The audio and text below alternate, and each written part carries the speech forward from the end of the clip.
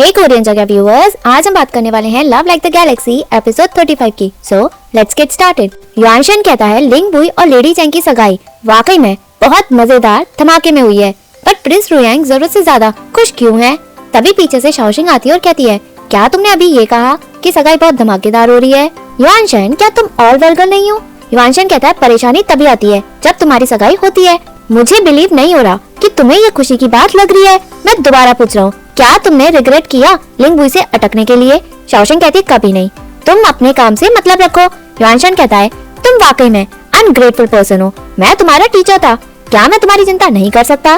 तुम्हारी सगाई परेशानी पे परेशानियाँ खड़ी करती रहती है, पर तुमने जो अपना फियांसे सिलेक्ट किया है वो तो पहले वाले से भी गैर गुजरा है। शाओशिंग कहती है युआनशन, मैं कुछ कह नहीं सकती कि तुम क्या बकवास कर रहे हो, क्या तुम मुझसे जेलस हो रहे हो?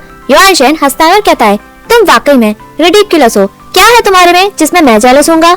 शाओशिंग कहती है मेरा लक अब पहले से भी अच्छा हो रहा है, भले ही पुराना रिश्ता टूट गया बट उसके बाद मेरा दोबारा रिश्ता जुड़ गया। तुम्हारी तरह नहीं मिस्टर शैन, तुम जीशंग की एज के बराबर हो, बट तुमने अभी तक अपने लिए कोई भी रिश्ता ढूंढा ही नहीं है। बट आज मेरी सगाई है, यहाँ बहुत सारी लड़कियाँ होंगी, वो भी अच्छी फैमिली से, शायद मैं तुम्हारी मदद ही कर दूं तुम्हारे लिए अच्छी लड़की ढूंढने में। युआनशन कहता है जब किसी की शादी होती है वो हमेशा दूसरे को शादी करने के लिए कहती है, मैं ऐसी सोच बर्दाश्त नहीं कर सकता। शाओशिंग हंसती है, युआनशन वहाँ से चला जाता है। शाओशिंग अकेले में कहती है इसकी प्रॉब्लम क्या है? यहाँ ऑफिशियल कोर्ट में वान सोंगबाई मैजेस्टी को ग्रीटिंग्स देता है। मैजेस्टी कहता है उठो और अपनी सीट पे बैठो। सोंगबाई थैंक्स बोलता है और अपनी सीट पे बैठने जाता है। मैजेस्टी कहता है मैंने सोचा नहीं था कि तुम इतनी जल्दी लौट के आ जाओगे, मुझे खुशी है। सोंगबाई कहता है मैजेस्टी, डाकुओं के बारे में बात करना वेस्टेज ऑफ टाइम है, मैंने उन्हें हराने के लिए सिर्फ एक उंगली ही उठाई थी, वो सभी हार गए। मैंने जनरल वांग लोंग को भी बचा लिया, वो मेरे मिलिट्री कैंप में है। हाँ, वांग लोंग ने कहा कि वो अपनी पोस्ट को छोड़कर बिना परमिशन के ही वहाँ चला गया क्योंकि उसके फादर की तरफ से मिलिट्री ऑर्डर उसे मिला था। तभी मार्किस यू कहता है मैजेस्टी, वांग चुन और उसके बेटे ने मिलिट्री ऑर्डर को तोड़ा है, उन्हें पनिशमेंट तो मिलनी ही चाहिए। क्राउन प्रिंस कहता है फादर, इस मैटर में गड़बड़ है, हमें इसकी जड़ों तक पहुँचना चाहिए। एक और ऑफिशियल कहता है मैजेस्टी, क्या हाई कोर्ट इस पे इन्वेस्टिगेशन कर सकता है? भले ही मैं बूढ़ा हो गया हूँ बट मैंने एक नए इंसान को ढूंढ लिया है। युआनशन, मैजेस्टी को अपना इंट्रोडक्शन दो। तभी युआनशन उठता है और आगे बढ़कर मैजेस्टी को ग्रीट करते हुए कहता है मैं attendant gentleman of high court Yuanshan, majesty को अपने ग्रीटिंग्स देता हूँ। मैजेस्टी कहता है मैं तुम्हें जानता हूँ, तुम वांग फुई के आखिरी स्टूडेंट हो। जब उन्होंने यहाँ पोजीशन संभाली थी उन्होंने तुम्हें यहाँ रिकमेंड भी किया, उसने कहा कि तुम अपनी फ्यूचर जनरेशन में बहुत टैलेंटेड हो। युआनशन कहता है मैं इतनी तारीफ के लायक नहीं हूँ, अगर मैं अपना काम करने में फेल हो गया तो मुझे मेरिट नहीं मिलेगी, इसलिए मैजेस्टी मैं आपको सर्व करने के लिए तैयार हूँ। मैजेस्टी कहता है गुड, तो वांग लोंग का केस? तभी वही कहता है मैजेस्टी, जब वांग लोंग डेंजर में था मैंने उन बाप बेटे पे इन्वेस्टिगेशन किया, मैंने वांग लोंग के लेटर को इंस्पेक्ट भी किया। जिस दिन जनरल वांग जीत कर लौटे थे मुझे पता चला कि मिलिट्री ऑर्डर को सेंड करने वाली वांग चुन की वाइफ मैडम शूजन है, जिन्होंने वांग चुन की हैंडराइटिंग में वो लेटर भेजा। यही नहीं, उन्होंने मिलिट्री सील भी नकली बनवा ली। उन्होंने ये सब इसलिए किया क्योंकि उन्हें पैसे चाहिए थे यंग प्रिंस चानन के लिए, जो अभी शाओचुन में रह रहे हैं। इस वजह से वांग लोंग बेवकूफी कर बैठा। मेरे पास ये एविडेंस है, मैं चाहता हूँ कि मैजेस्टी इसे चेक करे। उन्हें काउ से लेता है और मैजेस्टी को देता है।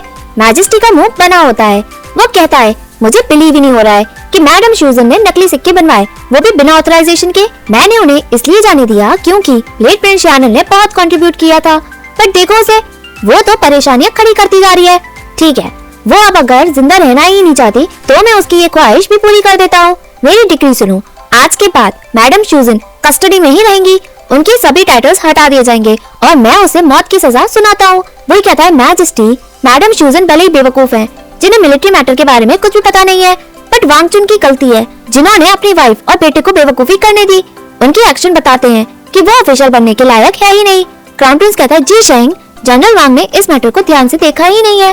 तभी युआनशन कहता है जो इंसान अपना घर ही नहीं संभाल सकता वो आर्मी को क्या लीड करेगा? मुझे लगता है जनरल वांग फ्यूचर में अपनी मिलिट्री सील को खो ना दे। क्या उन जैसा लापरवाह इंसान कैपिटल या फिर कंट्री को प्रोटेक्ट करने के लायक है? थर्ड प्रिंस युआनशन की बातों पे एग्री करता है और कहता है इतना लो कैरेक्टर का इंसान बड़ी पोजीशन चाहता है, उसके पास तो दिमाग ही नहीं है और ऊंचा उड़ने के ख्वाब बना रहा है। ऐसे लोग परेशानियां ही खड़ी कर सकते हैं। फादर, मुझे लगता है आपको वांग चुन और उसके बेटे को पनिशमेंट देनी चाहिए। मैजेस्टी कहता है मैंने वांग चुन को ऑलरेडी एक मौका दे दिया है, बट फिर भी देखो वो गलती पे गलतियाँ करता जा रहा है। वो ऐसे कैरेक्टर के साथ ऑफिशियल रहने के लायक है ही नहीं, वो क्वालिफाइड है ही नहीं जनरल ऑफ चैरियट और कालवरी के। मैंने सोच लिया मेरी डिग्री अब ये है कि आज के बाद वांग फादर और सन दोनों को उनकी पोजीशन से हटा दिया जाएगा, उनकी प्रॉपर्टी को छीन लिया जाएगा और आम इंसान जैसी जिंदगी जीने दिया जाए। एक और ऑफिशियल कहता है मैजेस्टी भले ही मैडम शूजन ने बेवकूफी की, वांग जुन ने उसे गलती करने दी। मेरा ओपिनियन ये है कि ऐसा इसलिए हुआ क्योंकि किसी के गलत सुपरविजन से हुआ, क्योंकि वो अपने रिलेटिव को संभाल ही नहीं पा रहे थे। मैजेस्टी कहता है क्राउन प्रिंस क्या तुम कुछ कहना नहीं चाहते? क्राउन प्रिंस कहता है फादर वांग जुन को इन सब के बारे में कुछ भी पता है ही नहीं, मैडम शूजन तो बस प्रोटेक्ट। मैजेस्टी कहता है बस करो, इन सब के बारे में डिस्कस करने का कोई फायदा है ही नहीं। Meeting over. सभी मैजेस्टी को ग्रीटिंग्स देते हैं, सभी ऑफिशियल बाहर निकलते हैं। ग्रैंड ट्यूटर लू कहता है जनरल वान आपने एक और अचीवमेंट हासिल कर लिया, ये तो सेलिब्रेशन के लायक है। सॉन्ग बायो से थैंक्स बोलता है और वहाँ सभी हंसते हैं। ग्रैंड ट्यूटर लू कहता है जनरल वान आपने भले ही इतने सारे अचीवमेंट अकम्प्लिश किए हैं, बट मैडम शूजर और उनके बेटे का क्या कारनामा किया ये तो सबको पता ही चल गया। पूरे श्वान क्लान को समझ आ गया कि आप कितने लॉयल और ब्रेव है। सॉन्ग बाय कहता है ग्रैंड ट्यूटर लू आप मेरी तारीफ कुछ ज्यादा ही कर रहे हैं। एक मिलिट्री जनरल होने के नाते मैं वहाँ ही जाऊंगा जहाँ मैजेस्टी मुझे जाने को कहेंगे, बाकी मुझे कोई परवाह है ही नहीं, मैं तो बस अपनी जिंदगी जी रहा हूँ। वो ये कहकर वहाँ से चला जाता है। मार्केस यू कहता है आखिरकार क्राउन प्रिंस ने अपनी पोजीशन को बचा ही लिया। ग्रैंड ट्यूटर लू आपको चिंता की कोई जरूरत है ही नहीं, हमारी यू क्लैन की तरह नहीं, हमें एक एक कदम फूक फूक के चलना पड़ता है, हमारी जिंदगी बहुत टफ है। वो ये कहकर वहाँ से चला जाता है। ग्रैंड ट्यूटर लू बढ़ता है, पीछे बुई होता है।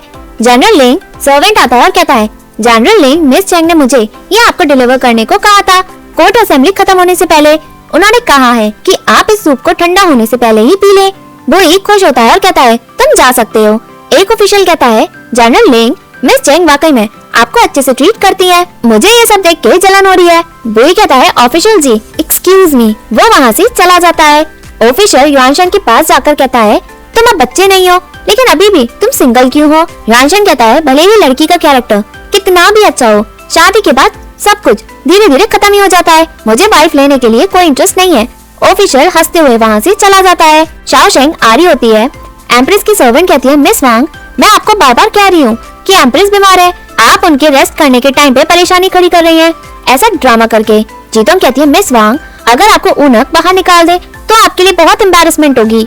वांग लिंग चिल्लाते हुए कहती है तुम जैसी नौकरानियाँ तुम पहले मेरे सामने झुकती थी और अब जब मेरी फैमिली गिर गई तो तुम मुझे नीचा दिखा रही हो, तुम बस अपॉर्चुनिटी का वेट करती हो। शाओशेंग कहती है एम्प्रेस हेड है इंपीरियल पैलेस की, चैंक्वी पैलेस की सर्वेंट किसी को खुश करने में लगी नहीं रहती, भले ही वो प्रिंस या प्रिंसेस हो, वो उन्हें भी सिर्फ रिस्पेक्ट देते हैं। तुम ऑफिशियल की बेटी हो पर तुम घमंडी हो। वांग लिंग कहती है तुम मनहूस हो। चैन शाओशेंग मैं जानती हूँ कि तुम कितनी बड़ी कमीनी हो, अब मेरी फैमिली ऑफिशियल पोजीशन से हट गई, फाइनली तुम्हें देखने मिल ही गया कि मैं किस तरह गिर रही हूँ, जैसा कि तुम हमेशा से चाहती थी। चाहे कुछ भी हो मैं यहीं रहूंगी जब तक मैं एम्प्रेस से मिल नहीं लेती। एम्प्रेस क्या आप हमारी फैमिली की हालत को बिगड़ते हुए देखेंगी? आंट प्लीज हेल्प मी, आप हमारी रिश्तेदार हैं। शाओशेंग कहती है कौन सी रिश्तेदार? भले ही मैडम शूजन एम्प्रेस की कजन है अपने ननियाल की तरफ से, पर पेरेंट्स उनके अलग है, वो इतना क्लोज रिलेशन है ही नहीं जैसा तुम गाना गा रही हो। वांग लिंग रोती है। तभी अनाउंसमेंट होती है फिर प्रिंसेस आ रही है। फिर प्रिंसेस आती है और कहती है वांग लिंग तुम्हें पता नहीं कि तुम्हारी मदर ने कितनी बड़ी मुसीबत खड़ी कर दी है। जनरली तुम्हारी मदर मेरी मदर से बदतमीजी से बात करती थी, आज मुझे तो बिलीव ही नहीं हो रहा है कि तुम मदर से भीख मांगने आई हो, तुम वाकई में बेशरम हो। वांग लिंग कहती है हाईनेस हमारा तो करीबी रिश्ता है, मैंने तो तुम्हारा भी वेट किया, क्या तुम मेरी फैमिली को बचा नहीं सकती?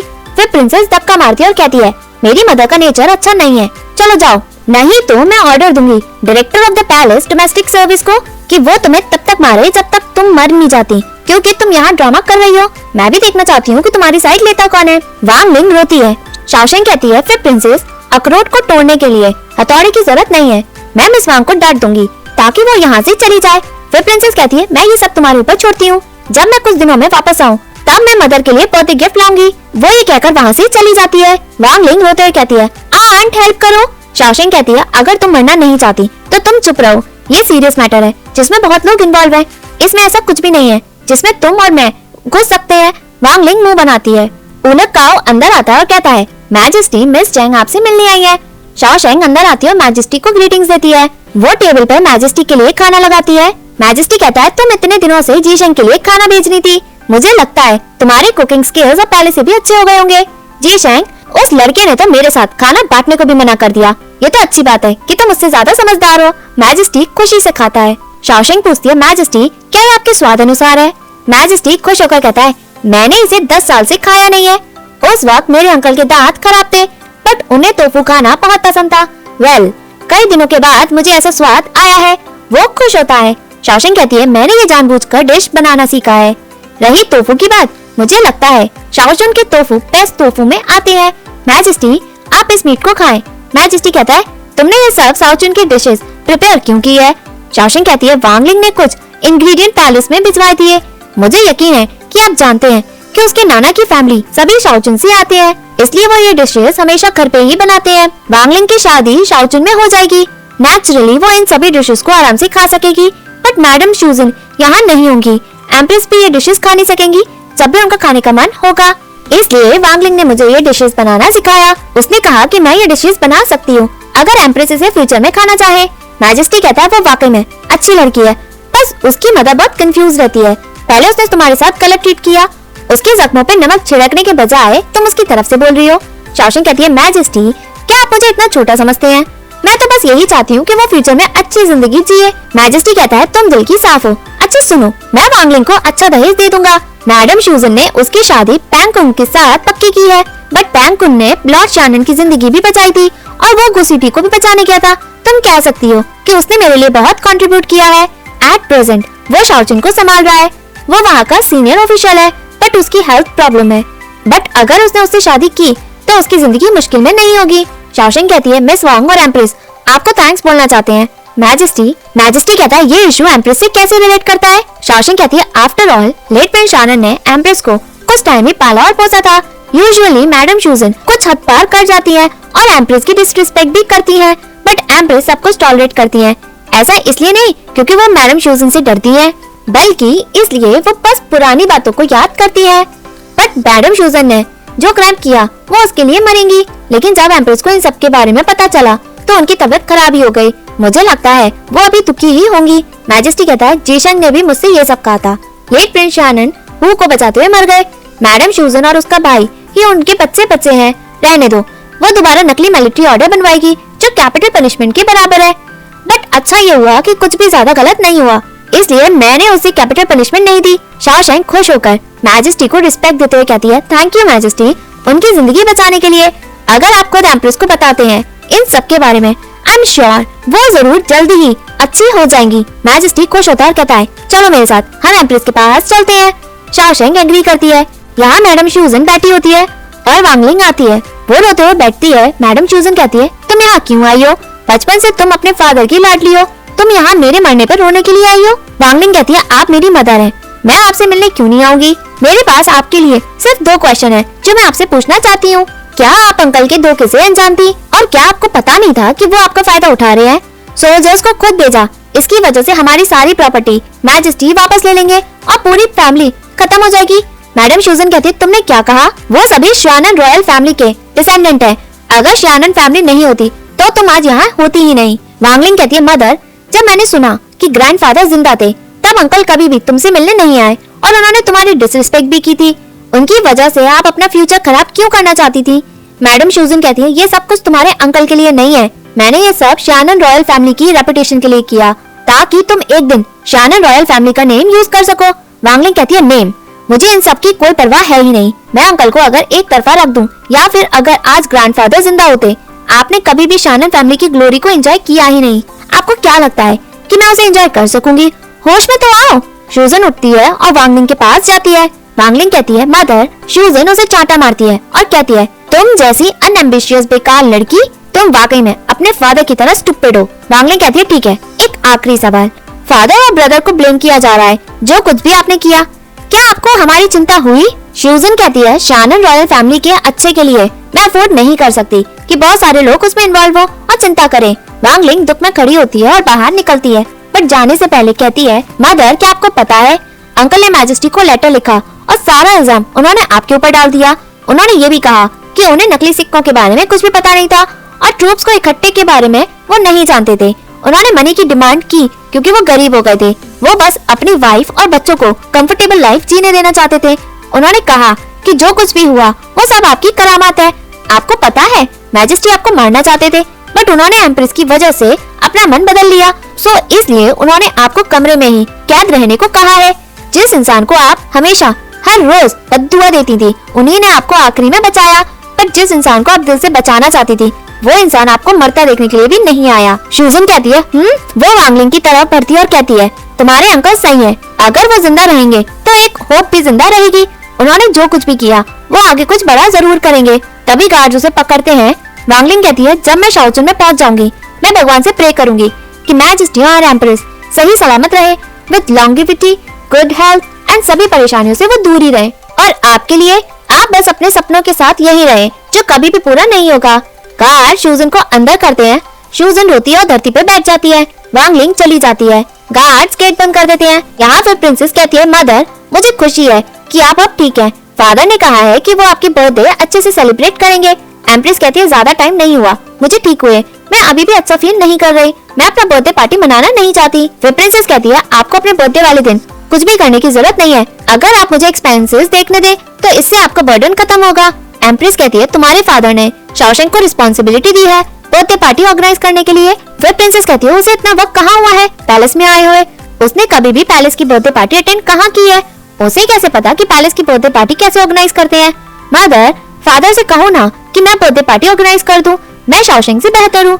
एम्प्रेस कहती है आर यू श्योर कि तुम मेरा बर्डन कम करना चाहती हो या फिर तुम मुझे टेंशन देना चाहती हो। तुम फ्यूचर में मार्किस यू के बेटे से शादी करोगे, ये तो गलत है कि जिस प्रिंसेस की शादी होने वाली है वो इंपीरियल पैलेस के अफेयर्स को संभाले। वैसे भी तुम्हारे फादर एक्सपेंसेस पे नजर गड़ाए हुए हैं, तुम पैलेस के एक्सपेंसेस को तो भूल ही जाओ। फिर प्रिंसेस कहती है मदर आपका यही मतलब है, मैं अपना खर्चा करना जानती हूँ इसलिए मैं कमाने के तरीके ढूंढती रहती हूँ। भले ही फादर ज्यादा खर्चे करे आपकी बर्थडे के लिए, इससे मैं पैसे कमा सकती हूँ, जब मैं उसे ऑर्गेनाइज करूंगी उसमें गलत क्या है। एम्प्रेस कहती है क्या तुम अपने खर्चे या फिर अपनी जरूरतें पूरा करना चाहती हो, तुम्हारी शादी होने वाली है, मैं तुम्हें सजेस्ट करती हूँ कि तुम अपनी जरूरतें हटा दो, सो तुम यू प्लान को एम्बैरेस मत करो। फिर प्रिंसेस कहती है अगर उन्हें इतनी ही एम्बैरेसमेंट लगती है तो वो ये रिश्ता खुद तोड़ क्यों नहीं देते, वैसे भी मैं उस फैमिली में शादी करना नहीं चाहती, और हाँ जो मेरे साथ है वो सभी डिसेंट मैन है, वो कभी भी बेवकूफ नहीं बने। वो कहती है ये स्मेल किसकी है। एम्प्रेस उसे देखती है, यहाँ शाओशेंग कुछ मशीन के साथ करती है, वो उसे घुमाती है। तभी एम्प्रेस आती है और कहती है क्या तुम जीशेंग के लिए खाना बना रही हो, पिछले कुछ दिनों से तुम जीशेंग को खाना बेच रही हो। वहाँ सभी ऑफिसर उसे देखते हैं, पैलेस के अंदर और बाहर सभी लोग कह रहे हैं कि तुम अच्छी लड़की हो। शाओशेंग खुश होकर कहती है क्या वाकई में वो ये सब कह रहे हैं।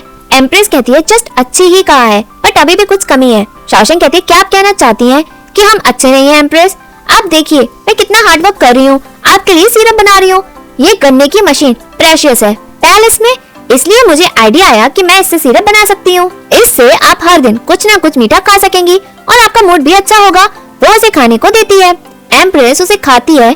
शाओशेंग पूछती है कैसा है, एम्प्रेस कहती है वाकई में मीठा है। शाओशेंग खुश हो जाती है। तभी आवाज आती है मुझे लगता है कि मुझे तुमसे मिलने चांगक्री पैलेस में आना नहीं पड़ेगा। मैजेस्टी आता है और कहता है क्योंकि कोई एम्प्रेस को मुझसे ज्यादा खुश रख रहा है। सभी मैजेस्टी को ग्रीटिंग्स देते हैं।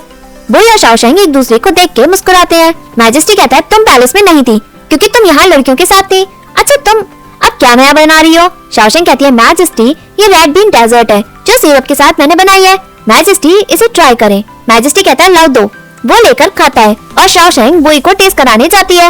मैजेस्टी कहता है इसकी मिठास अलग है। शाओशेंग कहती है मैजेस्टी क्या आपको पता है ये अलग क्यों है। मैजेस्टी कहता है शाओशेंग कहती है मैंने किसी से पूछा कि वो शुगर केन खरीद के ला दे, जब मैं उसका जूस निकाल दूंगी तब मैं उसे बॉईल करके उसका सिरप बना दूंगी, ये लकड़ी की मशीन उससे जूस निकालेगी और वो उसे बॉईल करेगा और वो उसमें मैं बॉईल करूंगी, ये सब मैंने कारीगर से खुद बनवाया है। मैजेस्टी उसे देख के कहता है नॉट बैड बट बुरा है कि इस मेथड को कोई यूज नहीं कर सकता, सभी को अच्छा खाना पसंद है बट यहाँ बहुत सारे लोग हैं बट रिसोर्सेज की कमी है और पावरफुल लोग स्वीट फूड अगर पसंद करते हैं जिसकी वजह से वो कहीं शुगर केन को उगाना ना चालू कर दे गेहूं की जगह, इससे तो बहुत बड़ी प्रॉब्लम हो जाएगी। फिर प्रिंसेस कहती है वाकई में मदर हमेशा से ही कम खर्चीली रही, ये एक्ट कोई अलग ही सोचता है। मैजेस्टी कहता है हाँ। शाओशेंग कहते हैं मैजेस्टी मैं समझ गई आप क्या कहना चाहते हैं, कंट्री की स्ट्रेंथ गेहूं है इसलिए उसका सही यूज होना सही टाइम पे जरूरी है। मैजेस्टी कहता है क्या तुम्हें पता है कि हम इसे कैसे यूज कर सकते हैं और कहाँ यूज कर सकते हैं। शाओ शेंग सोचती है और कहती है फूड, आयरन वेयर और हार्ट्स। मैजेस्टी कहता है बढ़िया, बहुत बढ़िया। बुई कहता है मैजेस्टी ये सब मैंने इसे नहीं सिखाया। शाओ शेंग कहती है सब मुझे एम्प्रेस ने सिखाया है। एम्प्रेस ने मुझे पढ़ने को कहा था एंशिएंट टेक्स्ट, वो हम बट मैंने सब पढ़ लिया, बट वो मुझे याद नहीं है। मैजेस्टी जोर से हंसता है और कहता है देखो इसे। शाओ शेंग कहती है मैजेस्टी मैं आपको अश्योर करती हूँ कि मैं अपना पैसा लगाऊंगी शुगर केन को खरीदने में। वो एक खुश होकर खाता है। शाओ शेंग कहती है मैं पैलेस का पैसा यूज करने वाली नहीं हूँ जिससे पैलेस का बजट बिगड़ जाए।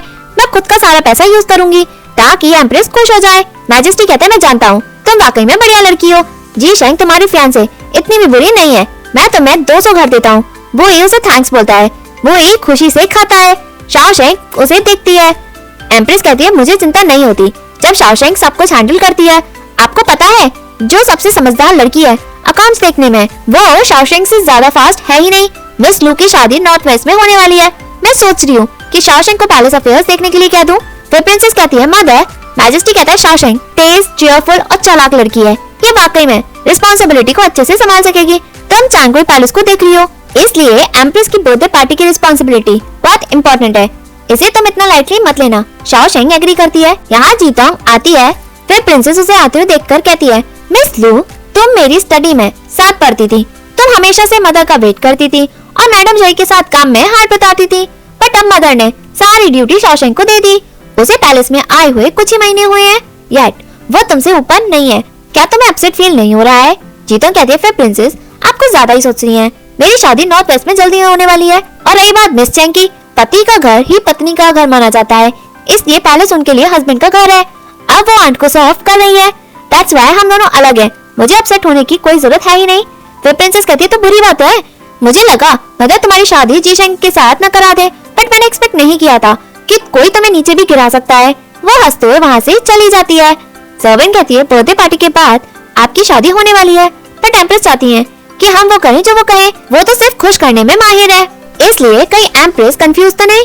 ये तो कोई बात नहीं है कि इससे आपको कोई फर्क नहीं पड़ता, बट मैं उसे टॉलरेट क्यों करूं? जीतोंग कहती है कोई भी एम्प्रेस के डिसीजन को बदल नहीं सकता। तुम जो कुछ भी कह रही हो सोच समझ के कहो। वैसे भी हमारी किस्मत खराब है, किसी को ब्लेम करने का क्या फायदा। यहाँ शाओ शेंग स्क्रोल को खोलती है। एम्प्रेस बैठी होती है। शाओ शेंग कहती है एम्प्रेस मुझे एक बात समझ नहीं आ रही, मैजेस्टी मुझे प्रेज डायरेक्टली क्यों नहीं करते थे, बट उन्होंने तो जी शेंग को रिवॉर्ड दिया और मुझे पैलेस में रुकने को कहा। एम्प्रेस कहती है जो कुछ भी उसका है वो सब तुम्हारा है, तुम्हें इससे क्या प्रॉब्लम है? भले ही वो 200 घर रिवॉर्ड में मिले हैं जो तुमने सिरप बनाने में खर्चे किए हैं। शाओ शेंग कहती है मुझे इन सबसे फर्क नहीं पड़ता, बट मेरा पूरा क्रेडिट जी शेंग को मिला। एम्प्रेस कहती है क्या तुम्हें पता है कि वो जी शेंग ही था जिसने मैजेस्टी को कहकर तुम्हारी तारीफ वाली डिग्री लिखवाई थी? शाओ शेंग कहती है उसने क्या किया? एम्प्रेस कहती है उस वक्त वो वॉर के लिए जा रहा था, बट उसने कभी भी फेवर नहीं मांगा। उसे चिंता थी कि सब लोग तुम्हें लू रेजिडेंस में अच्छे से ट्रीट नहीं करेंगे, सो इसलिए उसने मैजेस्टी से कहकर स्पेशली तुम्हारी तारीफ वाली डिग्री मैजेस्टी से लिखवाई थी। उस वक्त उसके दिल में तुम्हारे लिए अलग ही अफेक्शन था। शाओ शेंग कहती है मुझे तो पता ही नहीं कि उसने मेरे लिए इतना कुछ किया। मुझे लगता है जब मुझे हर कोई देखता है सभी लोग मुझे जी शेंग की फ्यूचर ब्राइड की तरह देखते हैं, बट मेरा क्या, मुझे कोई अलग आइडेंटिटी की तरह क्यों नहीं देखता? एम्प्रेस कहती है जैसा तुम कह रही हो, देन सभी सोल्जर्स और काउंसलर जो मैजेस्टी के अंडर काम करते हैं क्या उनकी कोई पहचान नहीं? अगर वो लड़ाई जीत के आ गए वो भी ग्रेट स्ट्रैटेजी की वजह से, तो उससे मैजेस्टी की हेल्प ही होगी टेरिटरी बढ़ने के लिए। तुम्हें क्या लगता है उसका कुछ लेना देना है भी या नहीं?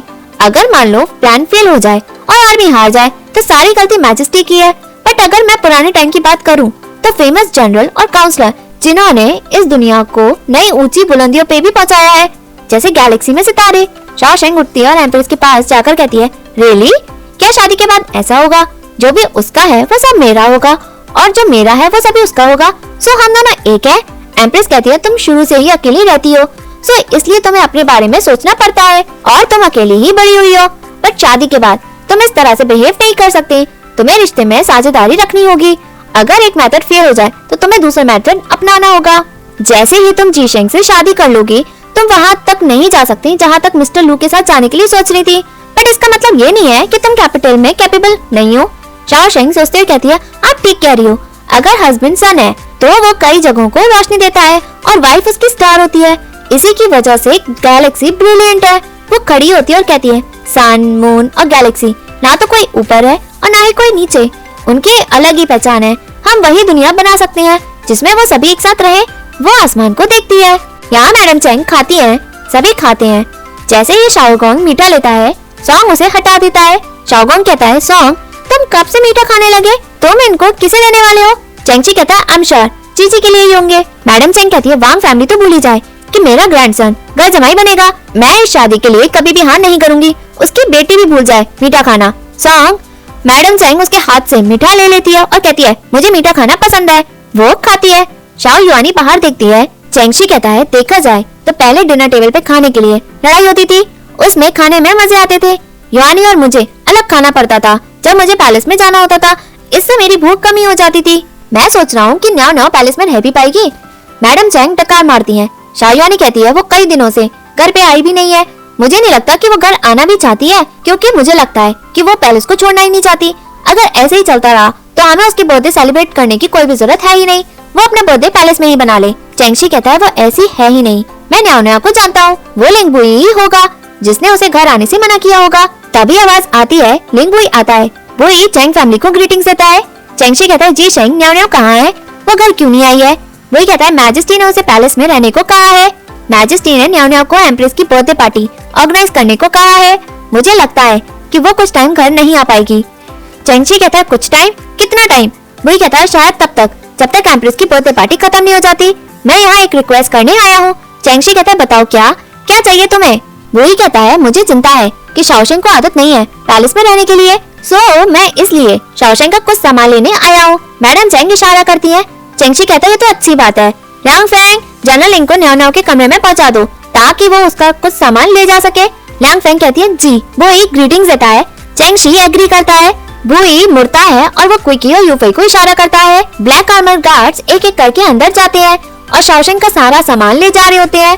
चेंगशी, शाओ युआनी और पूरी चेंग फैमिली वहाँ आते हैं और ब्लैक आर्मर गार्ड्स को सारा सामान ले जाते हुए देखते हैं। चेंग फैमिली जब शाओशेंग के कमरे में जा रहे होते हैं, वो सभी देख के हैरान होते हैं। क्यों? क्योंकि वहाँ सिर्फ कमरा ही होता है, सारा सामान वो ही ले जा चुका होता है। मैडम चेंग आती है और उनका मुंह खुला का खुला ही रह जाता है। वो कहती है, ओ माय, क्या ये कुछ सामान लेने आया था? ये तो यहाँ का सारा सामान उठा के ले गया। वो डकार मारती है। सभी उसकी बदबू से अपना मुंह ढकते हैं और एपिसोड यही एंड होता है। Hey viewers, if you like this video, please like, share and subscribe this channel.